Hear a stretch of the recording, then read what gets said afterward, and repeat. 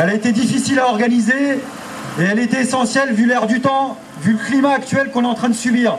Faire une manifestation dans ce contexte unitaire de 4 à 5 000 personnes, franchement, c'était pas gagné d'avance. Évidemment, c'est très loin du compte, mais en tous les cas, c'est un point d'appui pour continuer la mobilisation. Et au NPA, on voudra insister sur deux choses.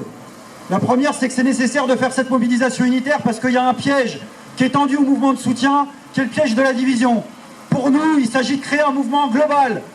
Tous les migrants, tous les réfugiés, qu'ils soient économiques, qu'ils soient écologiques, qu'ils soient politiques, c'est une mobilisation globale, unifiée, unitaire, qu'on a intérêt à opposer à la politique du gouvernement et pas tomber dans le piège de la division qui nous est tendu systématiquement par ce gouvernement comme l'ensemble des institutions européennes actuelles.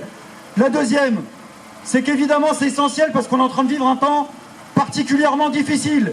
Le 20h crache son venin chaque soir avec des images toujours plus sensationnelles, avec des reportages toujours plus anxiogènes.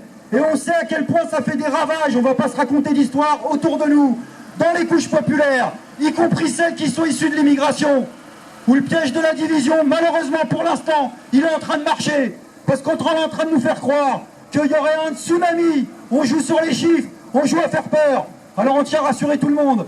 Il y a beaucoup moins de réfugiés qui viennent en France que de racistes, malheureusement, dans ce pays.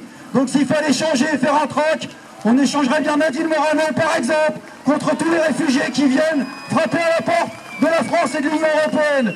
Et deuxièmement, dans ce contexte, et je terminerai là-dessus, c'est essentiel de tenir bon, camarades. On va peut-être à contre-courant, on est sûrement à contre-courant, c'est sûr qu'on est à contre-courant. Quand on réclame la liberté de circulation, l'ouverture des frontières, la régularisation de tous les sans-papiers, et pas au cas par cas, mais c'est justement maintenant qu'il faut le faire ensemble. C'est maintenant qu'il faut en faire entendre cette voix, précisément parce que c'est compliqué. Et c'est pour ça que cette mobilisation, on espère qu'elle en connaîtra d'autres. Je vous remercie.